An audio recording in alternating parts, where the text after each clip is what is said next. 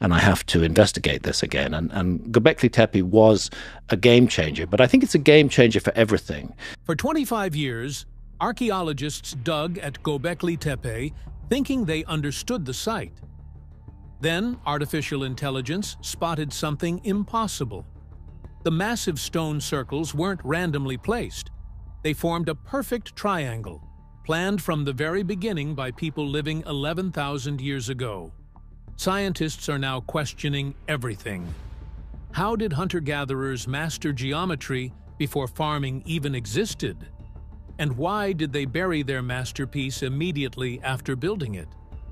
The answers AI revealed are rewriting human history, and the implications are terrifying. In 1963, a group of American and Turkish researchers were walking across a lonely hilltop in southeastern Turkey. The place was called Gobekli Tepe, which means Potbelly Hill. It didn't look like much, just a dusty rise of land scattered with a few chunks of limestone sticking out of the ground.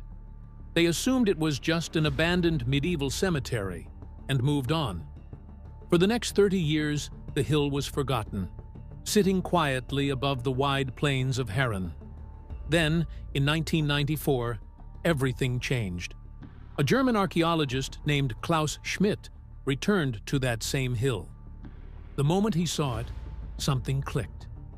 He later said that as soon as he stood on that rise, he felt this wasn't just a hill, it was a Stone Age site, and a massive one. The stones that others had mistaken for gravestones weren't graves at all. They were something far older. He looked at the gentle curves of the mound and knew he was standing above something extraordinary. Schmidt came back in 1995 with a full team and started digging. They revealed a series of massive stone circles made of towering pillars, each shaped like a giant T and standing up to 5.5 meters high. These weren't just rough slabs of rock. Each pillar was carefully carved, polished, and decorated with detailed images of wild animals, strange symbols, and even what looked like human limbs. One particular enclosure, known as Enclosure D, stood out. It was the oldest and most complete circle, and right at its heart stood two colossal pillars, over 5 meters tall, covered in carvings of lions, foxes, vultures, snakes, scorpions, and gazelles. These creatures weren't chosen randomly. They were drawn from the wild landscape that surrounded the temple over 11,000 years ago, a time when the region was rich with game and untouched by cities or agriculture. But it wasn't just animals carved into the stone. Some pillars had strange shapes, like H's and V's, and even arms and hands, as if the pillars themselves were stylized human figures, maybe gods or ancestors. One of the most famous stones, Pillar 43, often called the Vulture Stone, showed a scorpion, a vulture, and other symbols arranged so precisely that many believe it might be a message, a recording, or even a form of prehistoric storytelling. The level of craftsmanship was astonishing. These people had no metal tools. Everything was carved using flint. Yet they managed to chisel out blocks of limestone weighing tons and transport them just far enough to be arranged into circles. The bedrock on the hill made this possible. It was like nature had given them a giant open-air workshop. Still, even with the natural advantages, moving and erecting those pillars would have taken immense planning, teamwork, and effort. It wasn't a job for a few hunters. It needed hundreds of people, ropes, levers, and possibly weeks of labor for each piece. Then came the part that puzzled everyone even more. After building these stunning structures, the people of Gobekli Tepe began burying them. They didn't abandon the site. They filled the enclosures with rubble, tools, bones, and debris, as if performing some strange ceremonial act. Once buried, they moved to a new spot nearby and built another circle, then buried that one too. This process went on for centuries, and over time, It created the large artificial hill we see today. Nobody knows exactly why they did this. Some believe each circle marked a particular event, maybe the death of a leader, the end of a cycle, and the burial was part of the ritual. But that act of burial, whatever its purpose, had an unexpected gift for archaeologists thousands of years later. It preserved the pillars and carvings in near-perfect condition. When Schmidt's team cleared away the layers from Enclosure D, they found carvings still sharp, untouched by weather, as if they had just been made. The site also gave clues about what life might have looked like back then. Over 100,000 animal bones were found, many cracked and cut from butchery. Around 60% of those bones came from gazelles, suggesting large-scale hunting. Other bones came from boars, deer, sheep, and birds like cranes and ducks. The evidence pointed to mass feasts, possibly seasonal events where people gathered from miles around. Massive stone basins found nearby may have been used for preparing food or drinks. Some archaeologists even believe the people might have brewed an early form of beer using wild grains, offering a picture of feasting, worship, and celebration all in one place. The carvings themselves give more than just decoration. They hint at beliefs, rituals, and possibly even a form of mythology. Foxes appear again and again, carved on multiple pillars, their skulls placed in the buried layers, suggesting they were seen as spiritually important. Vultures also appear frequently, and this has led some to think that the people of Gobekli Tepe practiced sky burial, where the dead were left in the open for birds to consume. This wasn't uncommon in early human societies, especially where beliefs linked vultures to the soul's journey after death. Schmidt once suggested that Gobekli Tepe might have been a sacred necropolis, a place where the dead were honored under the open sky. From the top of the hill, surrounded by wild animals and symbols of death and rebirth, the souls of the dead might have looked out across the sweeping plains, a place of silence and eternal watching. As Schmidt put it, they were looking out over a hunter's dream. What Gobekli Tepe represents is still debated. Was it a burial site? A gathering place? A sacred calendar? A temple to gods? We'll never know. No one can say for sure. But what's undeniable is this. It was built at a time when humans were still nomadic, when agriculture was just beginning to take shape. And yet the scale of its construction demands organization, belief, and cooperation on a massive level.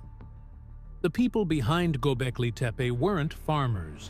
They weren't even settled villagers. They were still hunter-gatherers. There were no signs of domesticated wheat or barley, no sheep, no goats. These were groups still living off wild plants and animals. And yet, they came together and built this place nearly 12,000 years ago, around 9600 BCE. That's long before the pyramids of Egypt, long before Stonehenge, and long before writing ever appeared. It changed everything. Until then, the idea was that agriculture came first, and then large buildings and organized religion followed. But Gobekli Tepe flipped that idea on its head. Archaeologists like Klaus Schmidt and Joris Peters studied the region closely. They found that the land around Gobekli Tepe was rich in wild resources. There were wild sheep and goats roaming the hills, and wild grains like einkorn wheat growing in the fields. The ingredients for farming were all there, just waiting to be used. And then something strange happened. Within just a few centuries of Gobekli Tepe's peak, nearby communities began domesticating those very plants and animals.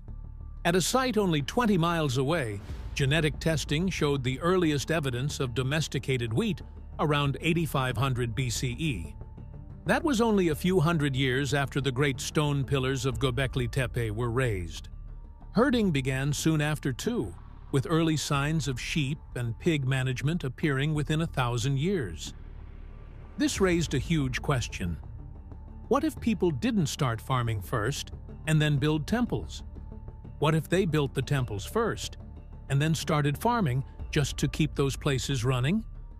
That was Klaus Schmidt's theory, and it shook the world of archaeology. He believed that religion came first.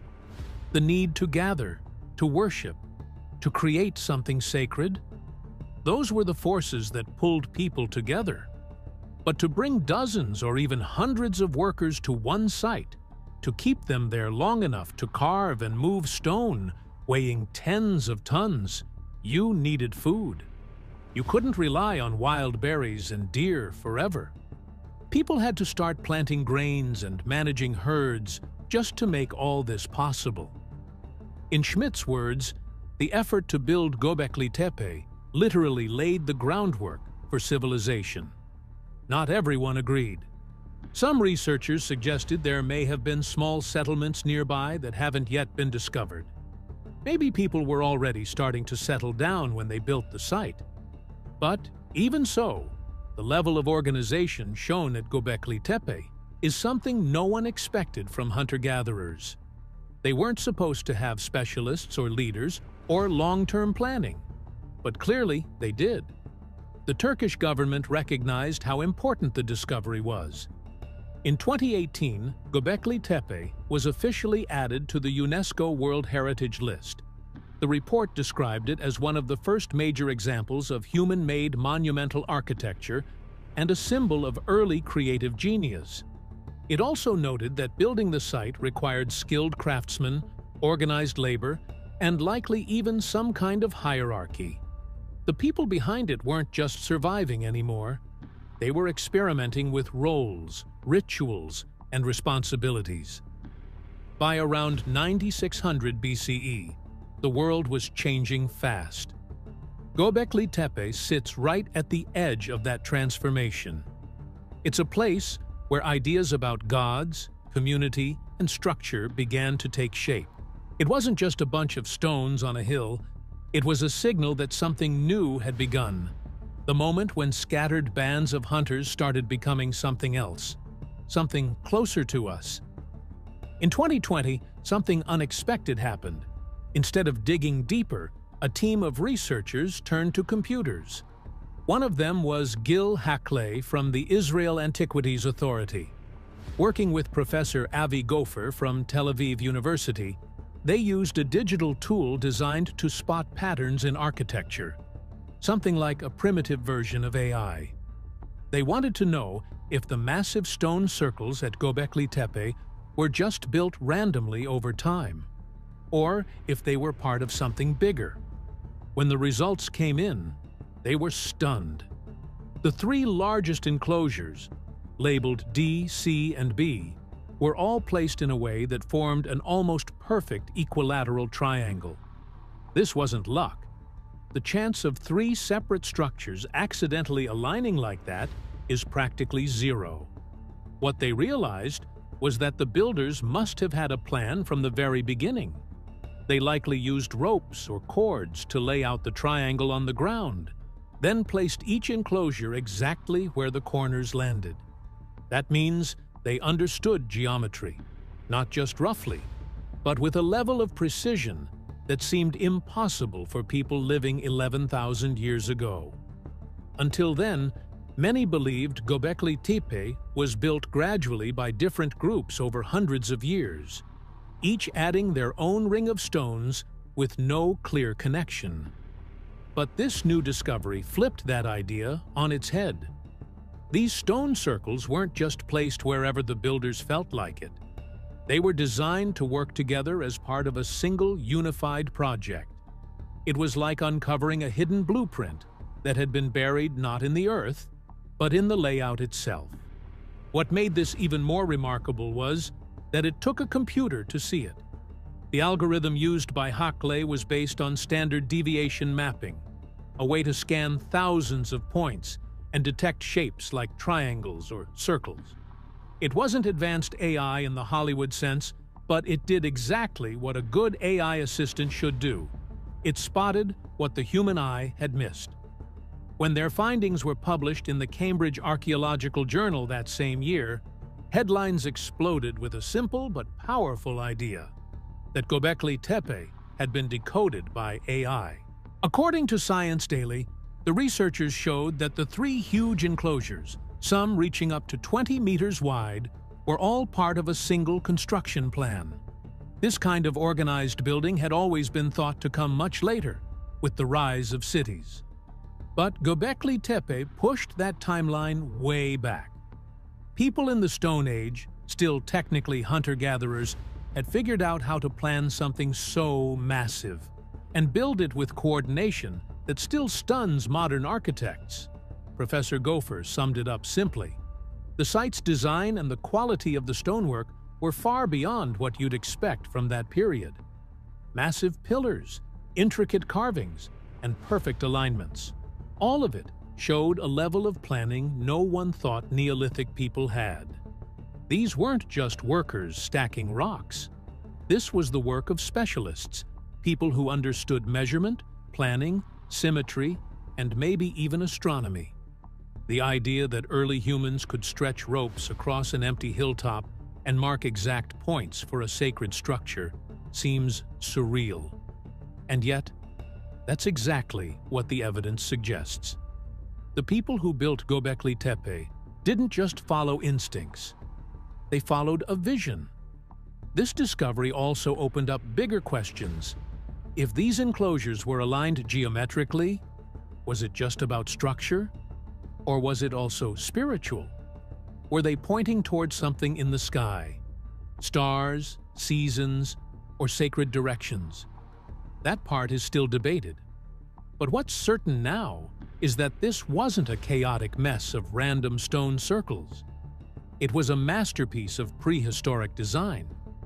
Lee Clare, who leads current excavations at the site, explained why this matters. Massive communal projects like this could help forge group identity. In other words, building Gobekli Tepe may have helped early humans come together as a society, shifting from scattered families into something more organized. That means this discovery doesn't just change what we know about ancient buildings. It changes what we know about how civilization began. In 2017, a bold theory emerged. Dr. Martin Sweatman, an engineer from the University of Edinburgh, looked at the carvings on one specific pillar, Pillar 43, often called the Vulture Stone. He didn't see myth, he saw astronomy. Along with his colleague Dimitrios Tsikritsis, he argued that the carved animals were constellations, arranged to mark a date. And not just any date.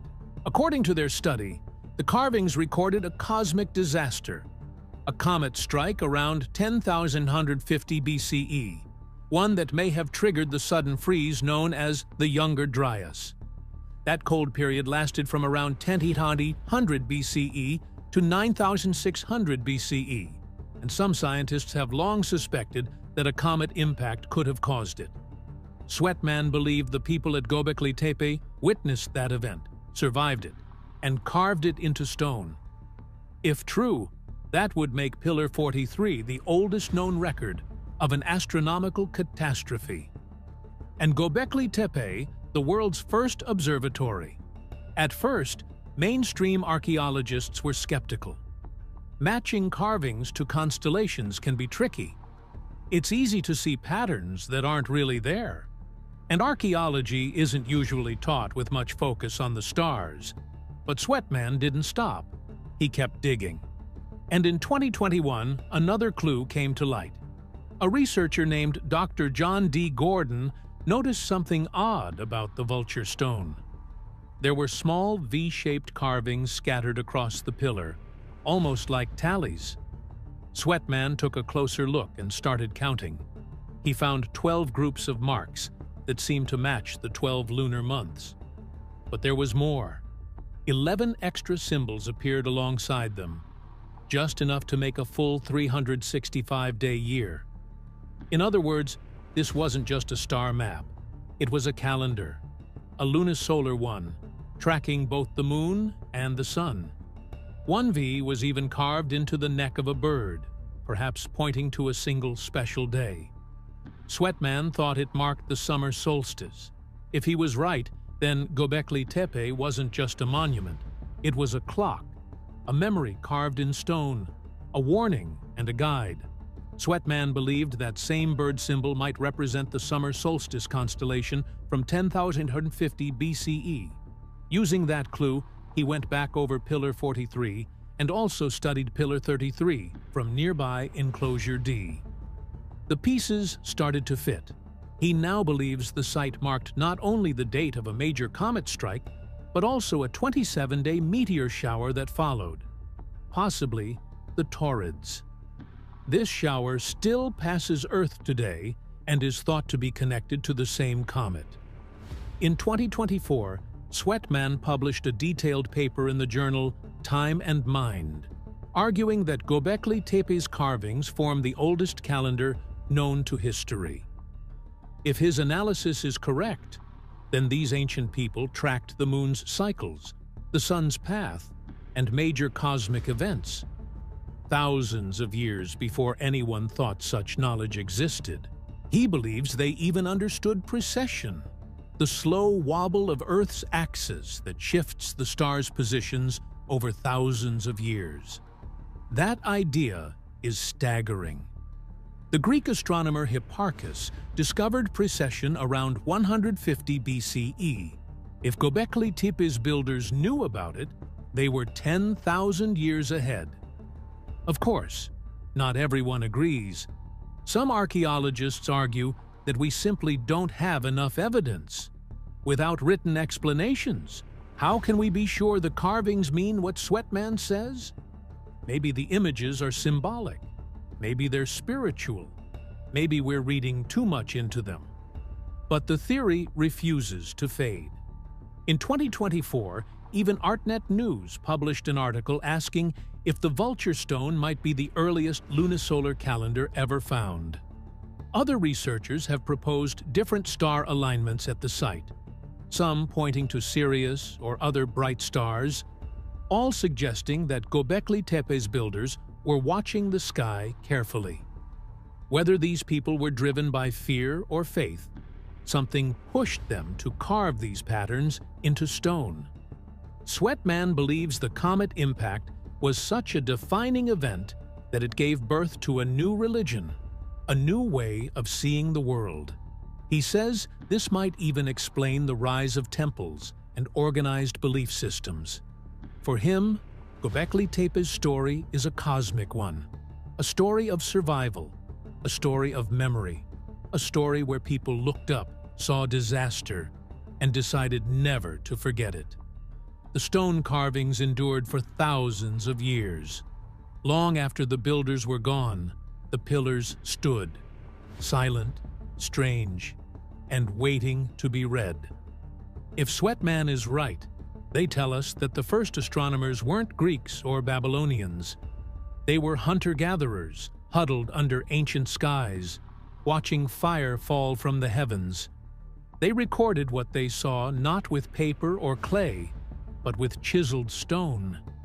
And maybe, just maybe, they hoped someone would understand it someday. After all the digging, the carvings, the strange animals, and the endless layers of stone, one question still lingers. Why did they build it? What was Gobekli Tepe really for? People were carving and moving giant stone pillars over 11,000 years ago, long before cities, before farming had fully taken hold, before even writing existed. These weren't simple people making simple shelters. This was something else entirely. So what made them do it? The most common idea is that Gobekli Tepe was some sort of sacred meeting place, maybe like a temple or a festival ground. Archaeologists noticed that there are no houses, no fireplaces, no signs that anyone actually lived there. It's not a village. It seems more like a place people traveled to for specific reasons. They probably didn't come every day, or even every week. It might have been a seasonal thing. People may have arrived in spring or autumn, stayed for a while, and then left again. And they didn't come alone. They brought animals, they butchered them, and they feasted.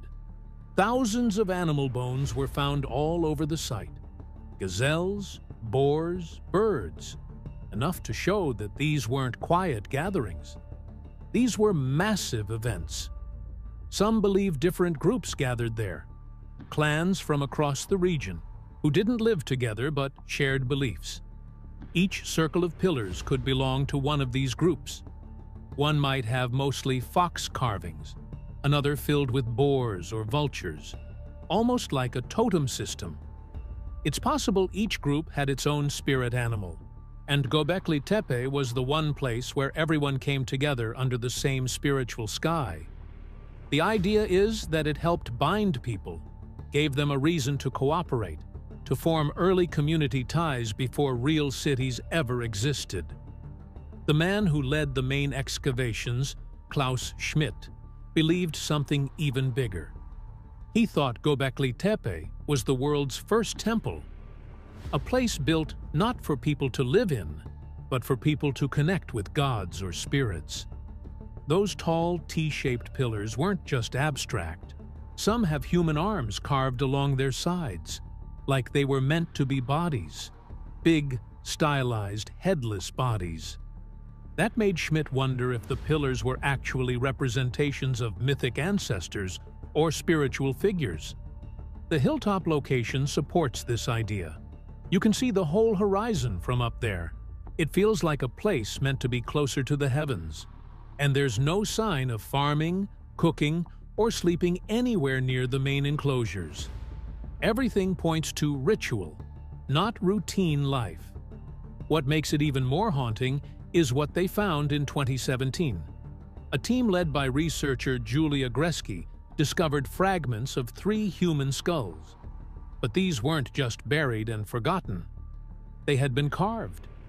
Someone had taken the time to make deep grooves into them, and in one case, drill a hole. These weren't cuts made to remove flesh. They were smooth, straight, and clearly intentional. Red ochre was found on them too, meaning they were painted. It's the first solid evidence of carved human skulls anywhere in the world. One of the skulls had grooves in just the right places to allow a rope to be tied around it and hung with the face held upright. So someone had been suspending these skulls, maybe from ceilings, maybe from wooden posts inside the stone circles. This led to a darker theory. Maybe Gobekli Tepe was also a place of the dead, a place where ancestors were honored or even worshipped. There are carvings of headless humans. One pillar even shows a figure holding a decapitated head. Clay figurines with missing heads were found nearby too.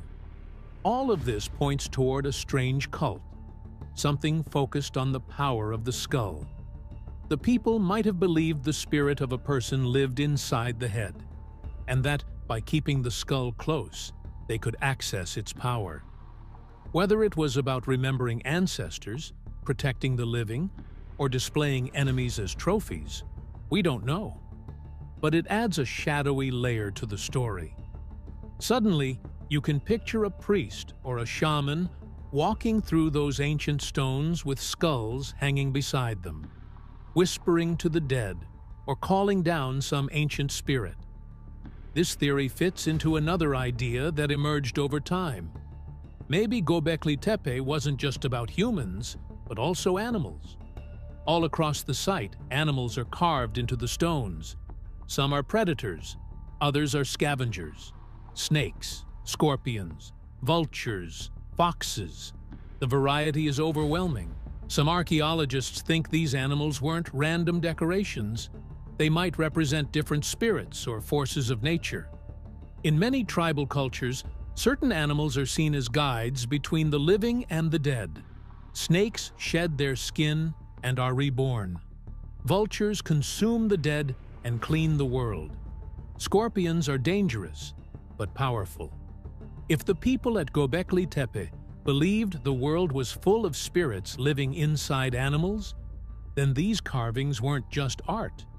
They were part of rituals. Some experts now think the whole place was one massive animist shrine. Each circle of stones, each set of animal carvings, might have been tied to a different group or a different spirit. The T-shaped pillars, which look like people with animal carvings beside them, could be imagined as half-human, half-animal beings. Ancestors who had crossed over. Teachers. Guardians. Maybe they believed these figures gave them knowledge of hunting, of healing, of surviving, and the people came to thank them or ask for help. Even other nearby places from the same period hint at this.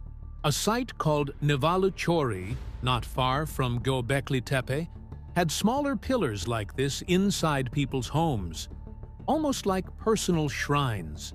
It's possible Gobekli Tepe was the grand version, the spiritual capital, where all the local groups came to gather, to perform shared rituals, and to remember their roots. Maybe it was a response to change.